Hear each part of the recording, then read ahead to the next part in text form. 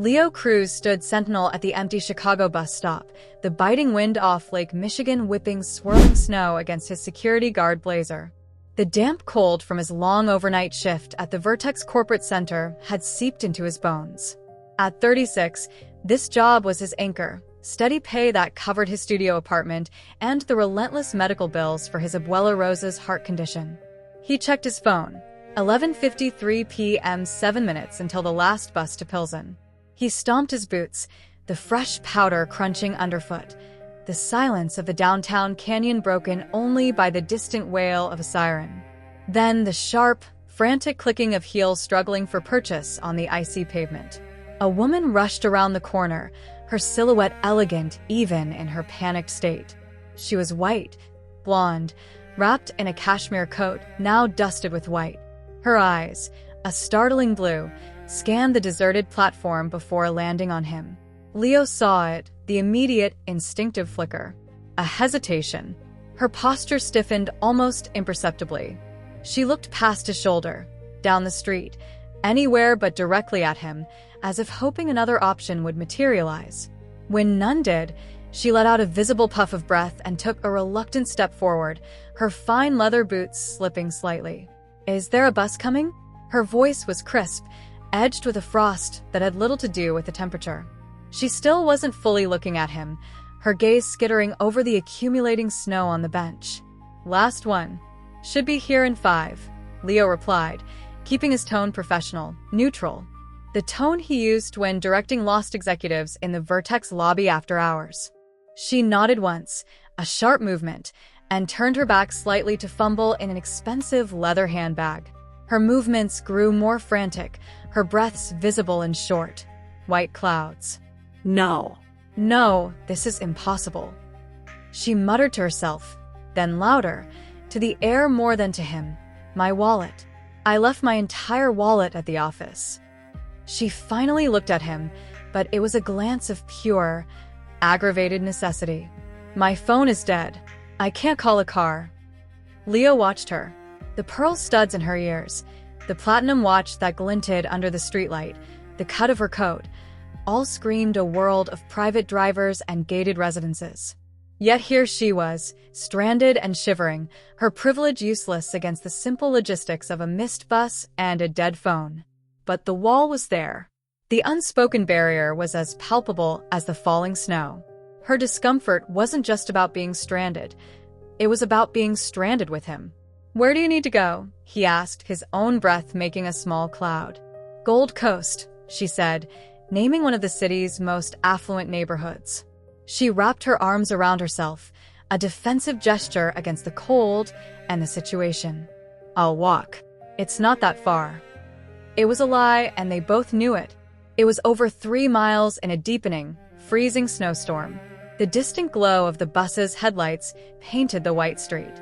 It was 2 blocks away, moving slowly through the accumulation.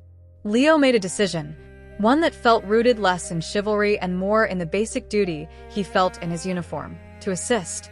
He pulled his monthly CTA pass from his inner pocket. "Here," he said, extending his arm. The plastic card was a stark contrast to the white world around them. "Take this. It's unlimited rides for the month." She stared at his outstretched hand, as if he were offering her a snake. Her arms remained tightly crossed. "I can't take that." "Why not?" "Because it's yours." "How will you get home?" Her question was logical, but the refusal behind it felt rigid, impregnable. "I'll walk." "I don't mind." In this, her voice climbed slightly, a mix of disbelief and what sounded like irritation. She gestured at the swirling snow. "That's irrational. I can't accept it." She took a small step back on the slick concrete, creating more distance. The bus hissed to a stop beside them, its doors folding open with a mechanical sigh. Warm, yellow light and a blast of heated air spilled onto the snowy platform. The driver, an older black man, gave Leo a slight, knowing nod. "The bus is here," Leo said, his arms still extended. A snowflake landed on the card. "Just take it. Get home safe." A violent war played out on her face. Pride, deep-seated distrust, palpable discomfort, and the crushing need for that warm, dry bus. For a long second, he thought she would turn and actually begin walking into the storm. Then, with a movement that was all sharp angles and resentment, she snatched the card from his fingers, ensuring no contact was made. Fine. Thank you, she said, the words tight and grudging, devoid of warmth, hanging in the cold air like her breath. She mounted the bus steps, dropped into a seat far in the back, and stared fixedly out the opposite window at the blank white night, never once looking back as the bus pulled away and vanished into the snowy dark. Leo turned, flipped up his collar against the stinging flakes, and began the long, solitary trudge south toward Pilsen, the woman's cold, resistant gratitude a heavier burden than the 4-mile walk through the snow ahead. The woman, Elise Vance, sat in the stark, serene silence of her Gold Coast penthouse the next morning, the winter sun glaring off the frozen lake, the encounter replaying with uncomfortable clarity. She was the founder and CEO of Vance Therapeutics, a biotech pioneer with a market cap nudging $5 billion. Her mind was a precision instrument, calibrated for strategy, risk assessment, and the ruthless calculus of advantage. The previous night's event defied all her algorithms. A man, a black security guard, had simply handed over his transit pass in a blizzard. He had asked for nothing, hadn't hinted at a reward, hadn't even seemed to expect a genuine thanks. Her own reaction, that initial chill, that reflexive hesitation to accept help from him, now felt embarrassingly small, a primitive instinct she thought she'd civilized out of existence. That it had surfaced at all shamed her, that he had undoubtedly seen it shamed her more. The memory of his patient, extended arm in the swirling snow haunted her. "Margot," she called to her assistant, her voice sharper than she intended, seeking to reassert control. "I need you to find an individual." "Of course, Ms. Vance." "A name?" "No name. He's a security guard. Works the night shift at one of the major downtown commercial towers. He was at the Clark and Lake L stop last night at approximately midnight. Black, mid-30s, tall. Find him." "A security guard?" Margot's efficient typing paused. "May I inquire as to the nature of the request?" "He provided an inconvenient service last night. I need to rectify the imbalance. Reimburse him. Replace the pass." Rectify. Reimburse. Transactional words that restored order. It took 3 days. Margot's discreet calls to building management firms and security contractors finally reached Ben Soto, Director of Security for the Vertex Center. "Leo Cruz?" "Yeah, he's on my overnight team. Solid officer. Reliable. Is there an issue?" "No issue, Mr. Soto. Ms. Vance wishes to speak with him. It's a personal matter." The following afternoon, Leo stood in the cavernous, echoing lobby of the Vertex Center, his stomach a knot of dread. He'd been ordered to report in his best uniform, the one he reserved for awards ceremonies that never happened. Being summoned by top-floor brass could only mean one thing. He was being let go. Maybe they'd found some minor infraction in the logs. Maybe his helping that woman had been against some obscure policy. "Officer Cruz?" A woman with a severe blonde bun and a knife-pleated skirt approached. "I'm Margot Flynn, Ms. Vance's executive assistant. Please follow me." The elevator ride to the penthouse suites was silent and swift. The doors opened onto a different planet, a world of hushed conversation, breathtaking views of a snow-dusted city through walls of glass, and the scent of money and anxiety. Margot led him to a corner office, so large it seemed to defy physics. And there, rising from behind a desk the size of a small boat, was the woman from the snowstorm. "You." Leo exhaled, the puzzle pieces slamming together with dizzying force. "Me," Elise Vance affirmed. Her smile was not warm. It was analytical, the smile of a scientist examining a fascinating specimen. "The security officer from the Clark Street stop. Please have a seat." She gestured to a low-slung chair made of leather and chrome. Leo remained standing, his security training locking his posture into something formal and attentive. "Ma'am." "Is this about the transit pass?" "In a manner of speaking. I am Elise Vance." This is Vance Therapeutics. She let the name hang in the air, a monument unto itself. Sit, Officer Cruz. You are not in any disciplinary trouble. Slowly, he lowered himself onto the very edge of the chair, feeling absurdly like a student in the principal's office. Then, why am I here? To correct an imbalance, she stated, sliding a pristine white envelope across the vast desk. Inside is a replacement annual transit pass. I've also made a substantial donation to the Chicago Transit Authority's Rider Assistance Program in your name. Leo looked at the envelope but did not touch it. That's incredibly generous, ma'am, but unnecessary. I was just doing my job. Your job ended at the Vertex doors. Your assistance was personal, and it was given despite my, she paused, searching for the clinical term, less than receptive demeanor. You acted with a neutrality I did not reciprocate. That is noteworthy. She studied him, her head tilted. Tell me, Leo, may I call you Leo? When was the last time someone did something for you, expecting absolutely nothing in return? Not a tip, not a favor, not even a smile. The question was so alien to his experience it took him a moment to answer. I don't know, he said truthfully. That's not really how my life works. Nor mine, she said, and for the first time, he heard a faint crack in her clinical veneer, a note of genuine weariness. Which is why your action stands out. It represents a form of currency I rarely encounter. She leaned forward, folding her hands. I would like to take you to dinner. To thank you properly. A stunned, humorless laugh escaped him. Dinner? Ms. Vance, with all due respect, I'm a security guard. You're you. We don't have dinner. Call me Elise. And we do if I'm asking. You saw a human being in distress at that stop, not a balance sheet. I find I am curious about the man who operates on that frequency. Is the prospect objectionable to you?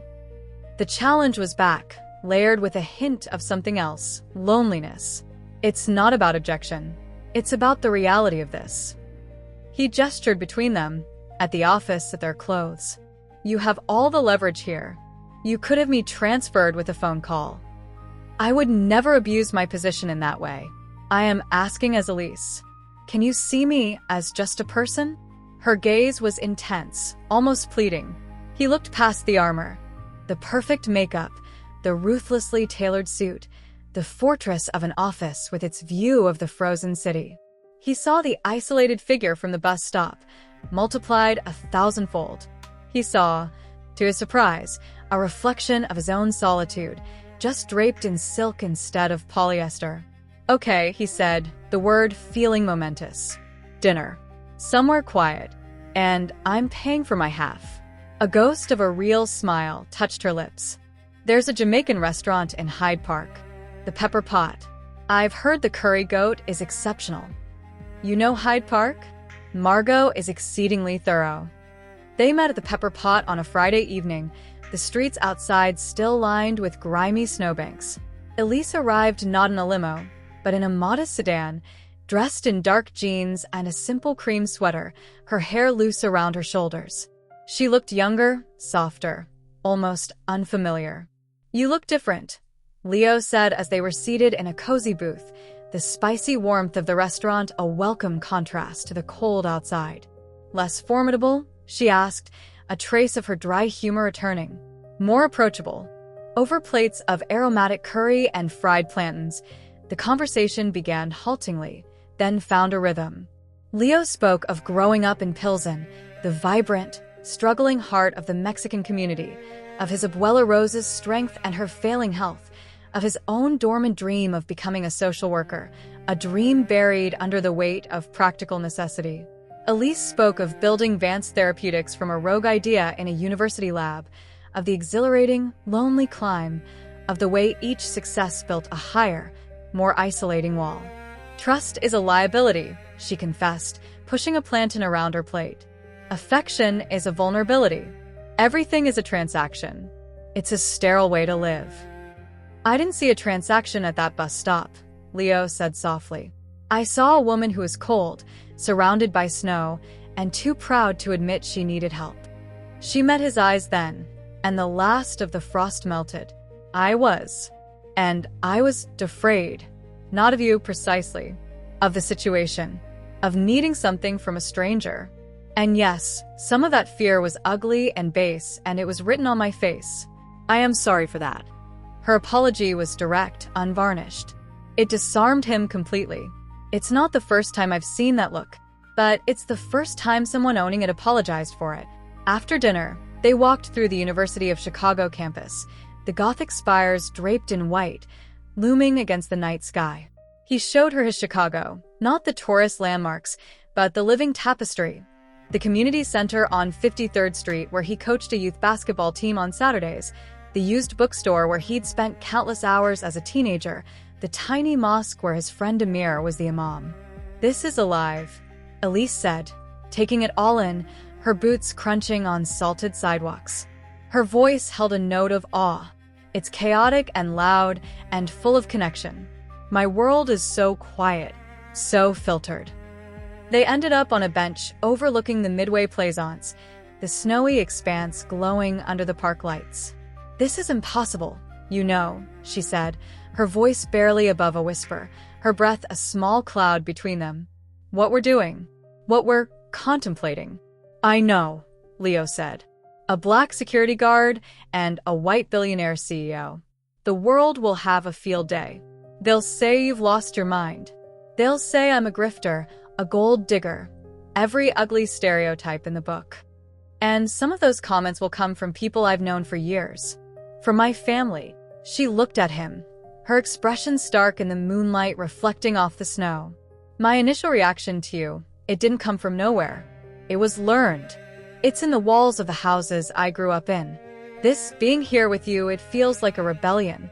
And I'm terrified. But I'm more terrified of going back to the silence. Her honesty was a raw, vulnerable thing. He took her hand, his larger, darker one enveloping hers. Then we rebel, but we do it with our eyes open. It's gonna be hard. I'm willing to do the work, she said, and she meant it. She turned to him, her eyes searching his, and then she leaned in and kissed him. It was not a passionate kiss, but a solemn one, a seal on a pact. When they parted, she asked, "So, are we declaring war on our respective worlds?" "Seems like it," he said, a slow smile spreading across his face. "But my general is my abuela, and she doesn't suffer fools. And your father?" "My father, Lawrence Vance III, is a fossil who believes pedigree is the ultimate virtue. He will be venomous." "Still want to fight?" "Yes." The first battle was meeting Leo's family. His sister, Camila, a sharp-eyed nurse, was a fortress of skepticism. "Unbillionario, Leo? Poor favor. Have you lost your senses? This is a fantasy. A rich, white woman with a savior complex slumming it in Pilsen.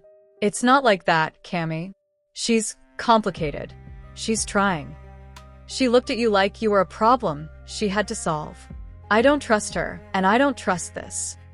Sunday dinner at Abuela Rosa's cramped, warm apartment was a tribunal.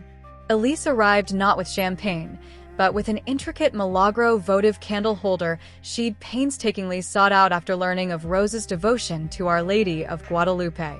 She listened patiently to Rosa's stories in halting English, asked Camila detailed questions about emergency room triage, and helped Camila's 8-year-old son, Mateo, build a complicated Lego spaceship. Rosa waited until coffee was served. Her dark, wise eyes pinned Elise from across the Formica table. "You are the one," she stated, her voice gravelly but strong. "The one my Leo walked 4 miles for in the snow." "I am Senora Cruz," Elise said, meeting her gaze without flinching. "He has the heart of a saint.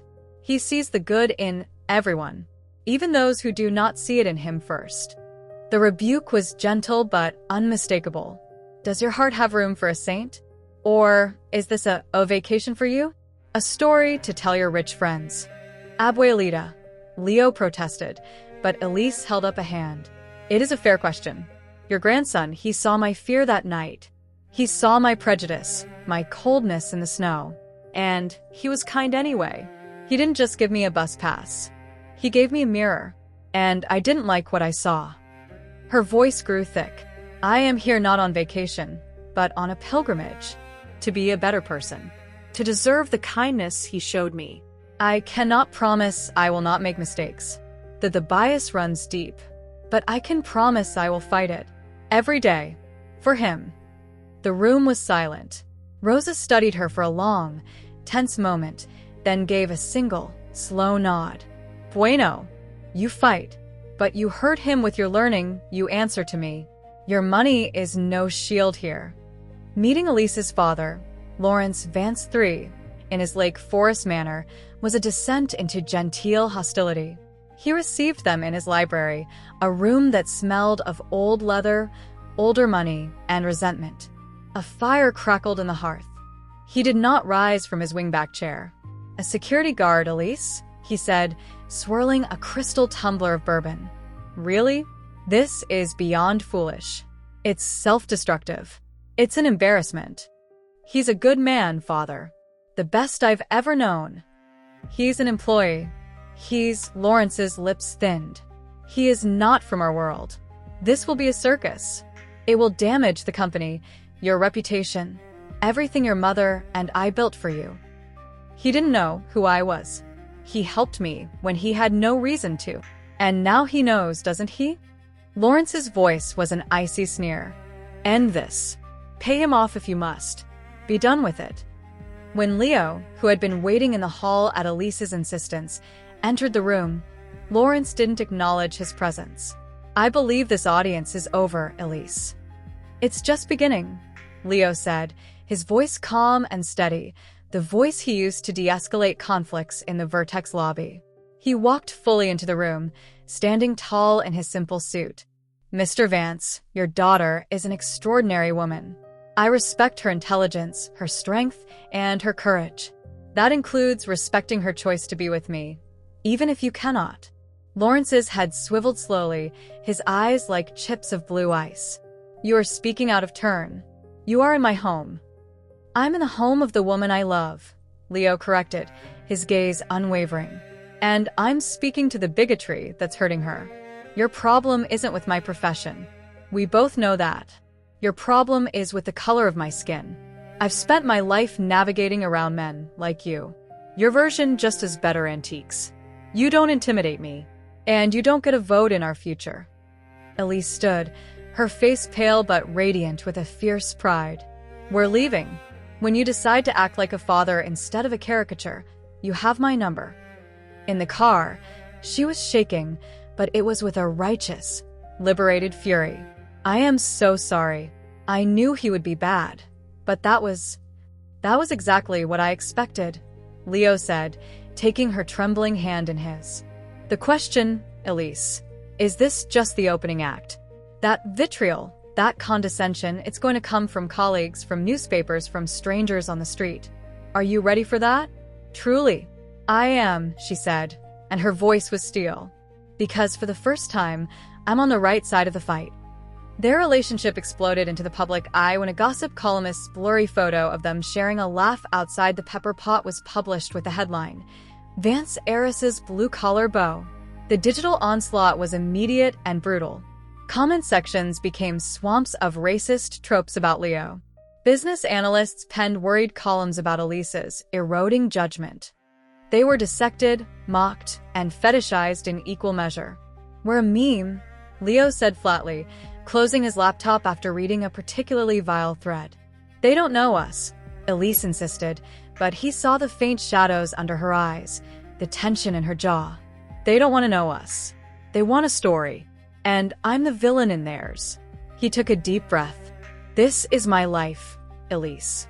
The suspicion, the lowered expectations, the automatic assumption of guilt. Now it's your life too. Are you prepared for your board to question your stability? For your friends to suddenly be busy? If they choose prejudice over me, they were never my friends. The board of Vance Therapeutics was not so easily dismissed. Carlton Rhodes, the venerable board chairman, requested a private meeting. Elise, this personal liaison is becoming a corporate governance issue. The noise is a distraction. Shareholders are nervous. It creates an impression of instability at the helm. My personal life is separate from my professional competence, she stated, her voice cold enough to freeze the lake outside her window. Not in the age of social media, it isn't. The CEO is the brand. A CEO dating a security guard from her own building. It invites questions about power dynamics, about judgment. Perhaps a period of discretion. You mean concealment, she cut in. You want me to hide him? The answer is no. The external pressure was a constant drumbeat. A tabloid investigation suggested Leo had ties to a gang. He had never even received a parking ticket. A glossy magazine ran a profile of Elise that subtly painted her as a lonely heiress vulnerable to manipulation. One evening, after a particularly brutal segment on a cable news culture war show, Leo sat on the edge of their bed, head in his hands. Maybe we should pump the brakes. Let this media cyclone move on to its next victim. Elise went utterly still. Is that what you want? Her voice was small. No, he said, looking up, his eyes full of pained love. It's the last thing I want. But I can't stand being the anchor dragging you down. The reason people are calling you naive, calling you a fool. You are the reason I wake up hopeful, she cried, crossing the room to kneel before him, taking his face in her hands. Leo, I love you. I was a guarded, prejudiced, lonely fortress, and you showed me a door I didn't know existed. You are the most authentic thing in my universe. I am not surrendering you, because the world is petty and cruel and blind. You love me? Yes. Is that so difficult to believe?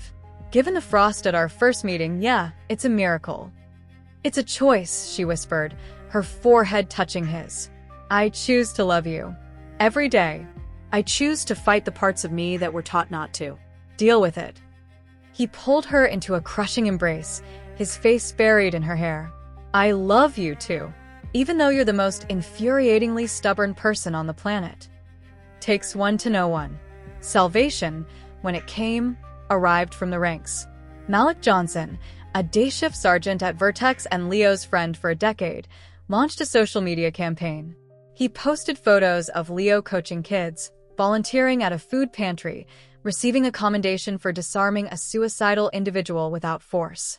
The caption, "This is Leo Cruz, the man I know. The media is peddling a fiction. He's not a story, he's my friend." It went viral. Simone, the head of HR at Advanced Therapeutics, issued a blistering company-wide memo. Romantic relationships between consenting adults are not a matter for corporate oversight, provided no direct reporting conflict exists. Speculation and commentary about our CEO's personal life are unprofessional and may constitute harassment. The internal whispering subsided. The most powerful defense came from Elise's oldest friend and company co-founder, Dr. Eris Thorne.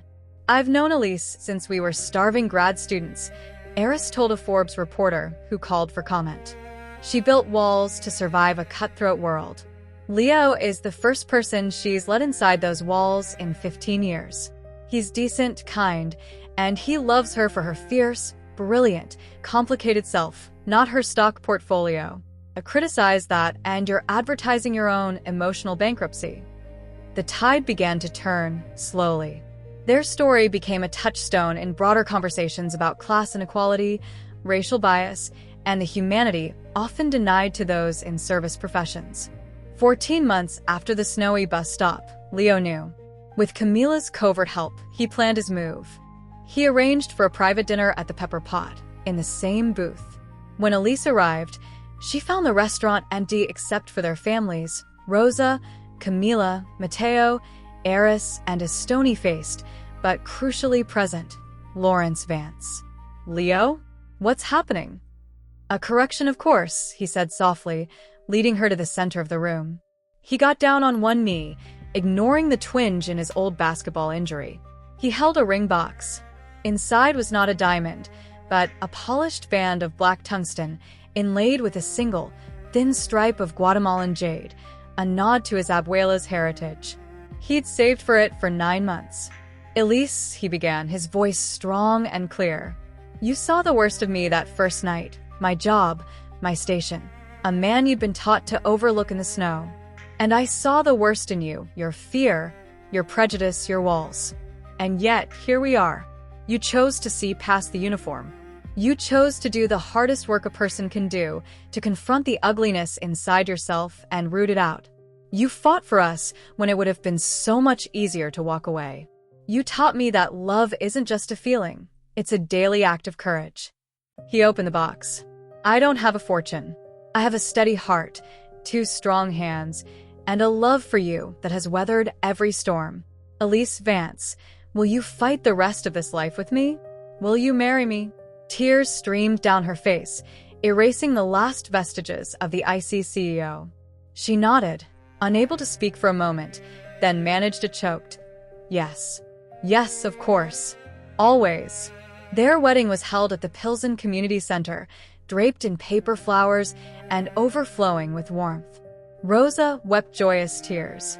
Camila gave a toast to love being smarter than prejudice.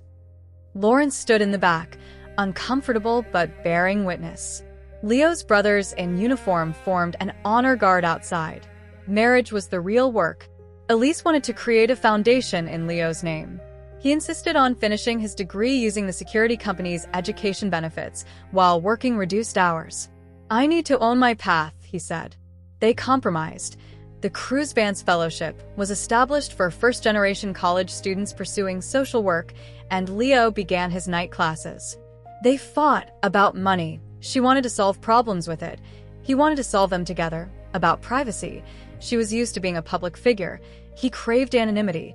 About the unrelenting scrutiny. You can't just buy Abuela a full-time home health aide without talking to me. Leo argued one night. She needs the help. I can provide it. We can provide it. But we decide together. You're my partner, not my benefactor. It was a hard lesson for both of them. They instituted rules. Joint decisions on anything over a certain amount. Weekly check-ins about the emotional toll. A promise to always call out each other's blind spots, even when it hurt. 2 years to the day after the bus stop, Leo received his bachelor's degree in social work. Elise threw a party that blended the boardroom and the barrio. Standing before the crowd, Leo pulled Elise to his side. 2 years ago, I offered my transit pass to a stranger who didn't really want to take it from me in a snowstorm. That single act of stubborn decency set off a chain reaction that led here. To a life rebuilt, a family expanded, and a love that forced both of us to grow in ways we never imagined. Elise, glowing beside him, added, he didn't just give me a ride home. He gave me a new compass. He taught me that the most powerful thing you can offer someone is not your money or your influence, but your unwavering belief in their humanity, even when they've forgotten it themselves. Later that night, they stood once more at the Clark and Lake stop. A fresh, gentle snow was falling, a soft echo of that first night. That night, Elise said, leaning into the solid warmth of him, I was at my absolute lowest. A merger had collapsed. My father had called to list my professional failures. I felt utterly, profoundly alone. And then I missed my bus, lost my wallet, and the universe seemed to be laughing at me. And you appeared.